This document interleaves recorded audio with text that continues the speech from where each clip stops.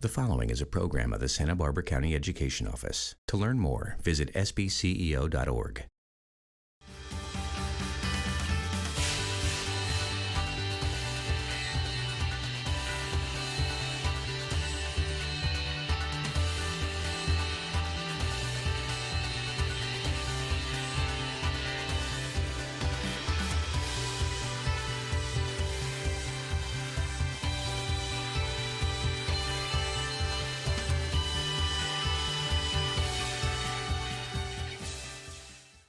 Hello, everyone, and welcome to this edition of Talking with Teachers. I'm Susan Salcido, Santa Barbara County Superintendent of Schools, and I am delighted to welcome and introduce a very special guest today, Alisyn Blanton, who's an incredible fifth grade teacher at Miguelito Elementary School in the Lompoc Unified School District and our 2022 Santa Barbara County Teacher of the Year. Welcome, Alisyn, and thank you so much for being with us today. Thank you, Dr. Salcido, for having me. Well, I'm really delighted to be able to introduce you to the audience today and share about you. I'd love to start when you were young, so we could get younger child, I should say, and to talk about your upbringing, your childhood. I know that you were born in Santa Maria, raised in Orchid. Tell us about the schools that you attended and paint us a picture of your childhood. It makes me really proud to actually say that I grew up here in Santa Barbara County, that I grew up in Orchid. I went to, my parents' house was nestled right in between the three schools that I went to. So I actually went to Alisyn Elementary all the way kindergarten through sixth grade. And then I went to Lakeview. And then I graduated from Rigetti in class of 93. So I had a really perfect spot where I could walk to all of my schools. Wow. And we never moved. We were in one house my whole upbringing and childhood. But school was also a place I really loved to be. School was a place that I felt really safe at. So those schools there in the Orchid community were great for me. This was home. This county, this place is my home. I love that. And you were right in the center of all those three schools. Sounds like you walked to school. And was your neighborhood or neighborhoods around you one of those where there were a lot of other children going to the school so that you really knew one another? You're playing out in the streets together and walking home, walking to school together? They were. We could literally ride our bikes all around. We stayed out. We could walk, we could ride. There was a little mini mart down the street that we could go to and visit. We could ride our bikes up in these little eucalyptus fields that were right off Foster Road. So we all were really close. My neighbors, I still considered my brothers. So we all were really close. All those kids, I still know almost all of them. My own daughter then in turn went to school at Alisyn. And when my mom would pick her up at the end of the day, all of those kids that lived in that neighborhood all became her closest friends. Where I lived in town, didn't have the same kids. They didn't have that same neighborhood feeling. My mom's house did. So that little community that even I grew up in still remained a place that had so many really family rooted connections. Very, very special. And I wonder if we overlaid our bicycle route maps in the Santa Maria and Orchid area, we'd ever cross paths. We may have. We'll have to do that sometime. I wonder, because I know we do the same in Lompoc. I know we do the community biking to school and walking paths. So I know it really makes a difference. It really does. Well, let me accelerate to your college experiences, because I know that you also stayed locally for a short time, at least in the Santa Maria area, but you also went on to a four-year university, at least one. So tell us which universities you attended, colleges and universities. Well, straight out of high school, I had all the education and I had the GPA. I had everything to go straight into a four-year university. But I chose to stay and go to Hancock for a little while. So I did Hancock, and then I transferred to UC Santa Barbara. So I spent, UC Santa Barbara was my first alumni. I absolutely loved it at UC Santa Barbara. It was still close enough to home that I felt kind of comfortable and safe because I was pretty connected. I could still be connected to being able to come back here if I needed, but I was far enough away that I could go live there and be comfortable. So I went to UCSB. I was a psychology major. I came out and then I started working, and then I transferred after working. I transferred again to UC Santa Cruz. Wonderful colleges and universities, that is for sure. So sounds like a really great experience, and lucky for us that you chose the teaching profession after the experiences you had. Alisyn, I'd like to talk about Grace Bowman. Grace Bowman is somebody that you're related to. People don't know who she is. So would you explain who she is, how you're related, and the impact that she had on you? Yes, she is my great grandmother. And she actually, in the early 1900s, worked with John Dewey in the Chicago labs, basically in the Chicago education labs. She worked in the early foundation of kindergarten. So back when we didn't really have kindergarten, they worked in creating these school laboratories. He then sent her out here to the East Coast, to the West Coast, to start some kindergarten and some schools out here connected to the USC, to the Rossier School of Education. So she basically started what was like, I would call it like a girls' school, but it was a school in rigor and etiquette. And my grandmother was basically dropped off on her doorstep. That sounds very interesting, but my grandmother was basically abandoned there, and she ended up adopting my grandmother and raising her. And so that whole school that she created there was a school for teachers, teaching teachers to be teachers. And so my grandmother was raised in that way. My grandmother herself became a kindergarten teacher. And I really didn't know a whole lot about it except learning through my grandmother and then knowing her, because as I grew up, my great grandmother was very, very old. But my grandmother really kind of taught me as we went. When we grew up, we played games all the time. Everything kind of was a game, but we didn't really know it, that we were learning. So we would play things like high roll, low roll. Everything was a game. We played Yahtzee and Boggle. My grandmother was always doing crosswords. So there was always this educational experience in everything we did. Even if we were going to go down on my grandmother's boat, we had to be the ones that prepare things. We had to do the stuffing of the celery. And so my grandmother was very regimented, but really fun. And so I think everything was a learning experience for us, but also very hands-on. And I know now where she got it, but she made sure that we knew where she got it too. So that was really, I think it was really fundamental for me, learning where I came from and why it was so kind of innate to me too, to be an educational leader in that way.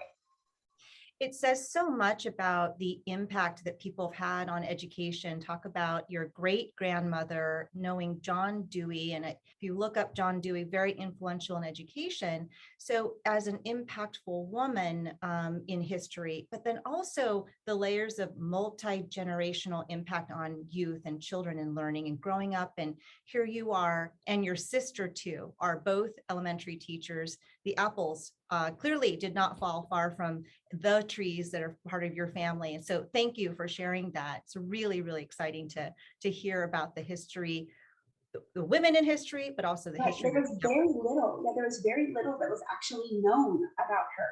So people actually reached out to us because my grandmother, back in that time, they really documented. They were so good. My grandparents were so good about literally documenting everything and saving and preserving everything.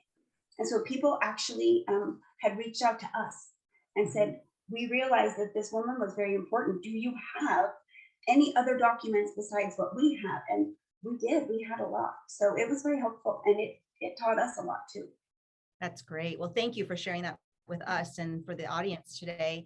So now let's talk about you. You are an incredible teacher, fifth grade teacher, our 2021 County Teacher of the Year, and we're headed into the school year. And for those of you who are watching before the school year or during the school year, that no matter what part of the calendar that you're in, watching this, the beginning of school is always such an exciting time. So Alisyn, as you're thinking about welcoming your students into the year, what are some of the things that just most excite you about the 2021-22 school year? Absolutely everything. Getting to actually have, last year I did go back for the end, but it was still a hybrid model. And so I never got to have my entire class return last year, but we were in two parts. So it was an AM and a PM. So we were never, for me, community is really big, and that we are a family. I teach them that we are a family, but no matter how hard we worked last year, we were a family that was divided in two parts.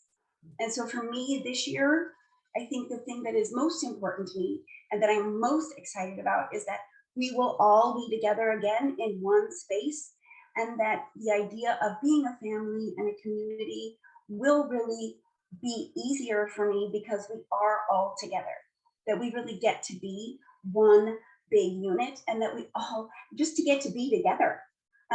Masks, no masks, I really could care not. I just want to be with them so that I can focus on the teaching all in one space with all of their faces. I just feel that your enthusiasm is felt by everyone who just heard you explain how it feels to be welcoming back pretty soon here, welcoming back your entire class at one time. So let me fast forward and just ask you to predict a little bit. You know, at the end of the school year, as you will look back, and it really is this upcoming year, but in any school year, really, as you look back in your fifth grade class, what are some of the, and this is a big meaty question, but just on the big high level, what are some of the things that you really want to ensure that your fifth grade students know and are able to do? At the end of the year, when they look back, what are some of the big things that you want them to know and be able to do as part of your family in your classroom? I want them to be able to articulate for themselves what they learned, to set goals for themselves and know whether or not they're meeting them. So I think a big part of that is that self-efficacy, that they really do know what is expected of them and whether or not they are meeting those goals and know how to get there. So I want them to leave knowing this was the expectation I had. My teacher expects this of me. I expect this of myself, and whether or not they've met those goals for themselves. So I want each one to really feel successful when they leave, but I also want them to feel very ready to go on to the next grade. So I think part of that really is kind of honing in on those essential standards. What is the really big, what's the really big idea, and leaving feeling like they have that. Yeah, that's wonderful. So let me ask you a question that only you know, which is so the county education office facilitates the county teacher of the year. And we have such incredible teachers throughout the county, and you were selected. So how did it feel, Alisyn, to hear? Tell us what happened. How did you hear that you were selected as the 2022 county teacher? Yeah. Have I said that wrong? It is 2022. No, it is 2022's teacher of the year. And that was kind of confusing. For me too. This is confusing as it is for you to say. I misspoke the whole time. I think I misspoke the whole time. 2022 teacher of the year. Pardon me for that. We're toggling multiple years here. So tell us how it felt to hear and feel that you were selected. I will tell you, it was completely overwhelming, with joy overwhelming them. I was sitting in my classroom. I had not gone home. I was still sitting in my classroom. So we were back in person, and we had only been back in person for a few weeks. I held my interview at the school in an empty, and one of my teammates' classrooms that was empty on the other side of my sister's classroom. So I could hear my sister teach while I held my interview. And just on a side note, our father passed away 10 years ago after a lung transplant. And my current disease is a lung disease. So hearing my sister and holding my interview in there, I kind of just let it go and kind of put it up and thought, it is what it is. And I am who I am. And so that was what we kind of, my sister and I have both been saying, like, it is what it is.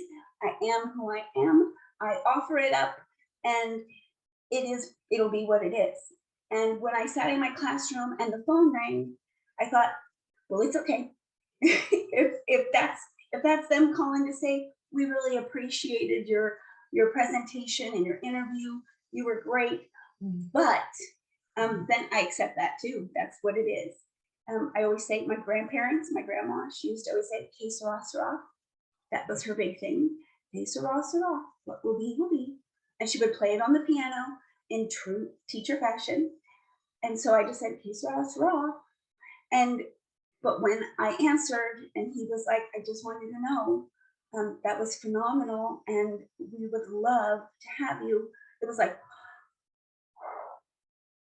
how long do I wait till I can cry? Well, So it was wonderful. It was an honor. oh, well, it's an honor for us to have you as our 2022 County Teacher of the Year. And that joy, I mean, it comes through, even in Zoom, it comes through to myself and everyone watching today. And again, congratulations. And thank you for sharing that. I hadn't had a chance to ask you that before, but as you talked about it, you were talking about your family, your sister, your father, your grandmother.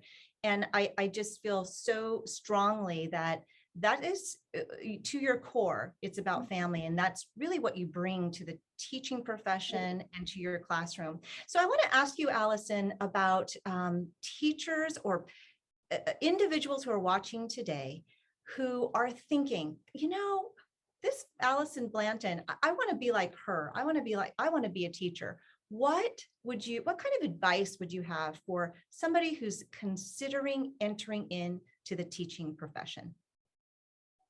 I would say do it. I would say do all the things you need to do. And if your heart at all says you want to teach, then you do. Then you do the work you need to do it, because it's a calling. It really is. It is something, it is, I think somewhere along the way I said, it is a profession of pride, not payout. And the payout is not where we live.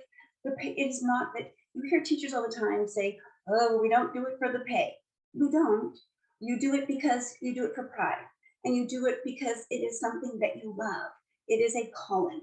You do it because you care about the outcomes. You care about what you are giving to children. So I think if you at all feel the calling, then you do it.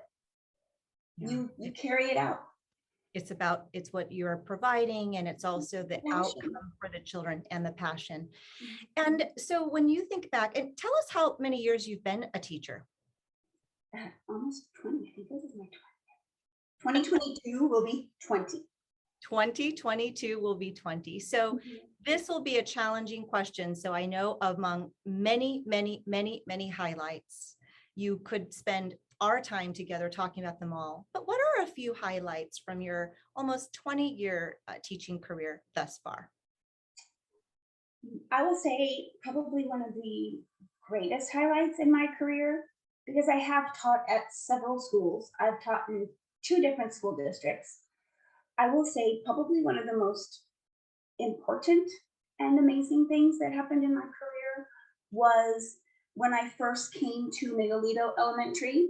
When I transferred over, I started working, I was given the opportunity to start full day kindergarten. And so when I came over, the principal said, listen, I have this idea. And I had just had a baby. I was a new mom too. And she said, and I'd only once done a K1 combo, but she said, you're bilingual, and I just have this feeling that this would be the thing for you. And so I said, all right, I'm totally willing to look at setting up a curriculum for myself. And so we advertised it as full day kindergarten in that next year as an option. We kept half day and full day.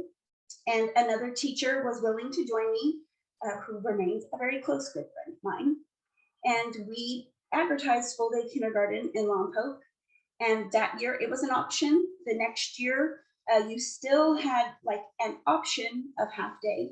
And the next year there was no more options. It was just full day was off and running.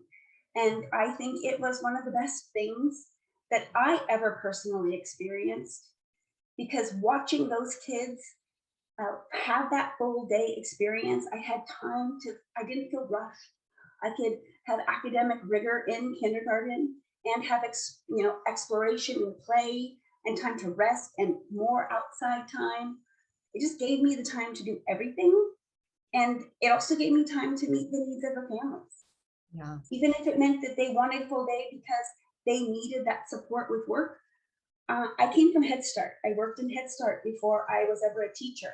So meeting the needs of families is second nature to me. I didn't mind that. So you had an opportunity to start something, see it through, create, and really make an impact. That's a great highlight for sure. And I know there are 50 others that you could share. You know, Alisyn, we're rounding this corner towards the end of this program. I can't believe it. We have a few more minutes, and I wanted to go back to this theme of family. We've talked about it, your grandmother, we've talked about your sister, we talked about your immediate family and your class as well.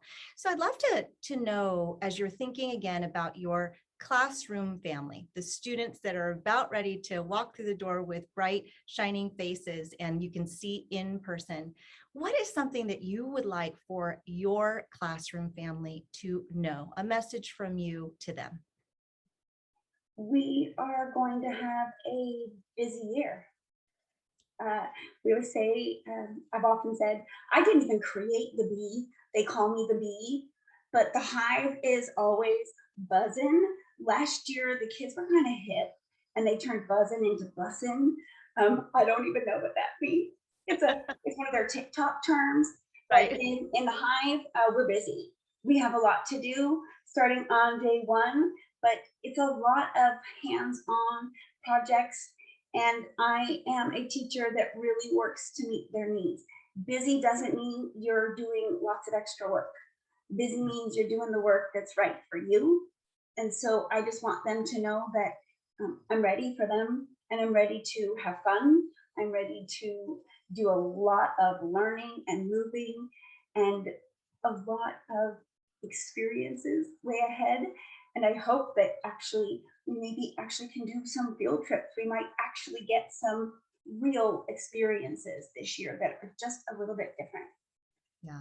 So to the bees in the hive, you're rolling up the sleeve and we're going to get to work. It'll be very clear. And a final question I have for you is now back to your own family. So I know that during this past year, all of us were at home more than we'd ever been, or just in different places than we'd ever been. And for you, you've really had time with your family, your immediate. What is something that you'd like to share with the audience today about your own immediate family, or even a message for your family at home as we close out our show? I would say to my own family, to Sam and Garrett and Roman, that I am so grateful for everything that they did for each other and for me during the pandemic. The pandemic could have been really hard on all of us, especially on my children, because they were just starting middle school and just transitioning into high school. Those are really pivotal times for both of them. And instead of it being what could have been really hard, they really leaned on each other. We are a blended family. So we are, my children live in 2 homes and we've had to go through all of those things. But really when the pandemic came, those 2 kids really leaned on each other. And I don't know that I could have supported them any better than they supported each other. And the way my husband supported me, I could not be more grateful. And I don't know that I could have done it if it wasn't for the way they helped each other. So family has a totally different meaning.